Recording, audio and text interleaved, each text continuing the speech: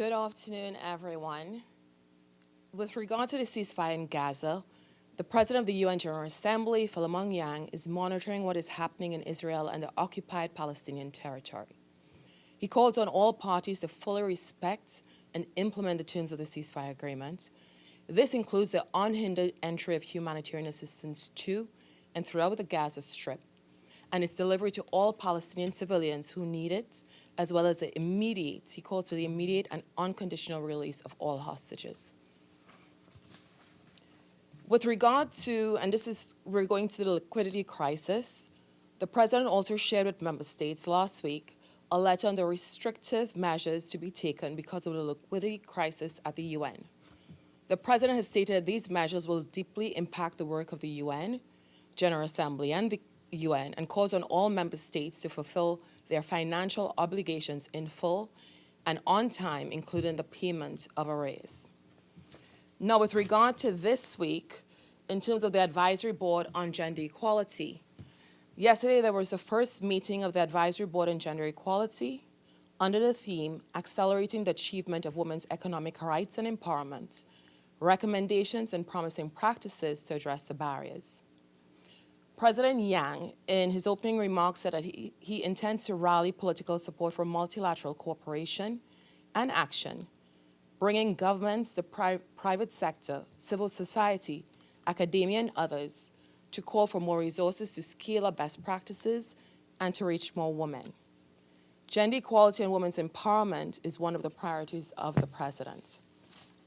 Early this year, he re-established the Advisory Board on Gender Equality as an informal mechanism to help mainstream a gender perspective across its priorities and the work of the General Assembly. Now, there is an informal plenary meeting taking place in the General Assembly Hall to hear an address by Andrzej Duda, President of the Republic of Poland. We do not have details on what his address will focus on, but you can follow it online on UN Web TV. Tomorrow, the 5th of March, there will be an informal briefing on the priorities and preparations for the 2025 UN Climate Change Conference, COP30, by the President-designate of COP30, Ambassador Andre Arania, Correa do Lago. Let me also say, in addition to the meetings I had shared previously for this week, the President has now convened a plenary meeting of the General Assembly, use of the veto on Thursday, the 6th of March at 10 a.m. This follows the use of the veto at the Security Council meeting held on 24th of February under the agenda item, Maintenance of Peace and Security of Ukraine. In terms of meetings next week, there will be intergovernmental consultations on the UN 2025 Ocean Conference on the 10th of March, informal consultations on the World Summit on the Information Society on the 13th of March, and an informal plenary meeting of the General Assembly to commemorate the International Day to Combat Islamophobia on the 14th of March. Finally, to flag that a joint meeting of the General Assembly and ECOSOC in cooperation with the UN Office for Disarmament Affairs takes place on Monday, the 17th of March on small arms and light weapons control for preventing violence and advancing sustainable development. This is one of the President's signature events, and we will provide more details shortly. This is it from my side. Are there any questions on the floor? Are there any questions online? Sure, Iftikhar. Thank you, Sharon. My question is about Security Council reform. Does the President sense any sign of progress in the latest round which concluded yesterday?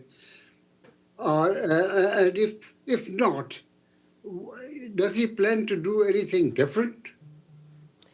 So thanks for your question. So as you know, the co-facilitators have been arranging these meetings on Security Council reform. The last one last week was on working methods.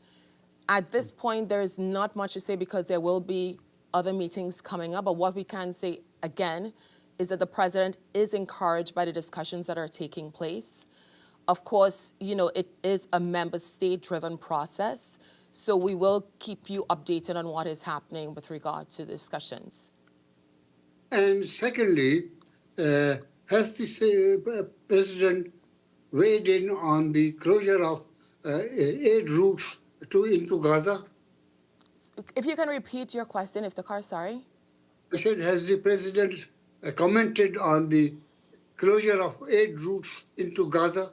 Yes, as I stated at the beginning of the briefing, Oh, sorry. no, it's okay. He has called for all parties to respect the terms of the ceasefire agreements, and this includes as well unhindered access, in terms of humanitarian aid to all those who are in need. So he has made that call, reiterated his call again. Thank you. I joined a little bit later. Thank you, Iftikhar. No problem.